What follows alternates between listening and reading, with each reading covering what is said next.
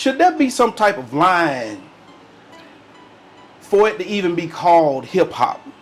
You know what I mean? Because man, you getting to a point now where people openly worshiping the damn devil. Man. You get what I'm saying? I think hip hop stopped in the 80s, 90s. This ain't hip hop no more. This is just rap. This ain't hip hop. It's like hip hop. You know, hip hop made you feel good. Hip hop made you.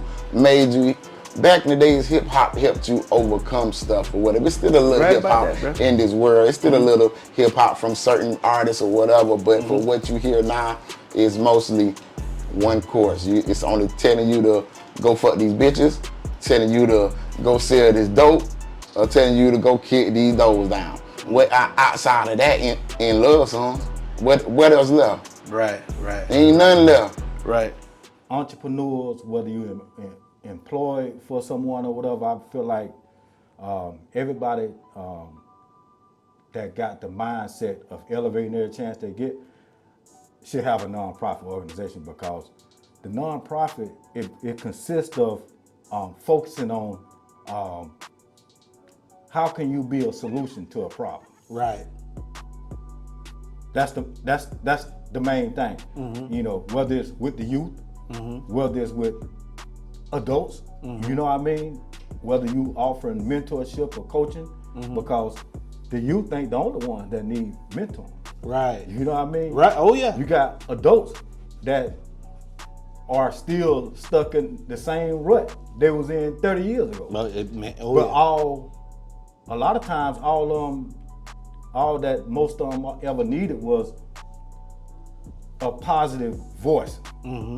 Someone with an ear, the patience to have an ear to listen to them and be a positive voice without putting no cut on it. Right. You know what I mean? Right. Because that's a lot of times, that's all adults that never had guidance ever needed. I remember Tech Nine said Quincy Jones, he was signed with Quincy Jones for a little bit early.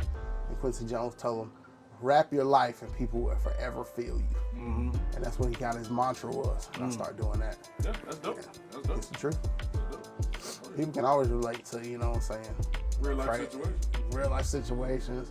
Everybody, because you get indoctrinated with this how the streets are, this how a man's supposed to be, this how a woman's supposed to be. But you don't never see them ins and outs situations. Like, for example, like I said, me and you staring each other down, testosterone thing. But then when we get up close to each other, we probably as men don't even really want to fucking fight. No. But it's already indoctrinated in you that, oh, this nigga got this close to me, I done got close to me, it's time to pop. Instead of us just being like, what the fuck are we doing? Yeah. Nobody wants to see that, you know what I'm saying? Nobody talks about this time. Nobody talks about, everybody say, oh, fuck a bitch, get money. And then you go fuck a bunch of bitches, but nobody talks about how, damn, that shit kind of hurts inside. That shit kind of sucks. Like, you fuck a bunch of bitches and then you just still feel empty. Yeah. Nobody talks about that because men ain't supposed to talk about that. You know what I'm saying? I talk about that type of shit. Inspiration for Nanuko come from, man. Okay. Well, I've been actually, when I think about, I'm gonna answer your question, but to start with your question. Do your thing, bro. I started doing video probably like in 2012 when I was introduced to video. Started with pictures, and through pictures and Adobe, I learned Adobe Photoshop in high school as an elective. People was taking construction. Kind of wish I took construction because it's hands-on. Me too. But people were taking construction, and I wanted to take, the Photoshop class and get my certification. It was just right up my alley as far as like creativity. So I took that class and I was introduced to the whole realm of photography and videography. Fast forward to 3 years ago. At this point, I was at my job and I was just looking for something that reflected me and what I love and my passion. Naturally, it was video. So my wife was like, hey, I see you doing all this work for other people. I see you doing all these, when people call you for videos and this, like, you should do that. Right. I'm like, I didn't say anything. And I feel like a lot of times I don't say anything when she has something. When I'm listening, I don't have to always have something to say. Right. So she said that and I took it in. And I think I came back to her the next day. I was like, you kind of right. Like, you right. You on to something. So I started doing the homework on what I needed to do to basically do what I was doing, but from a more structured place.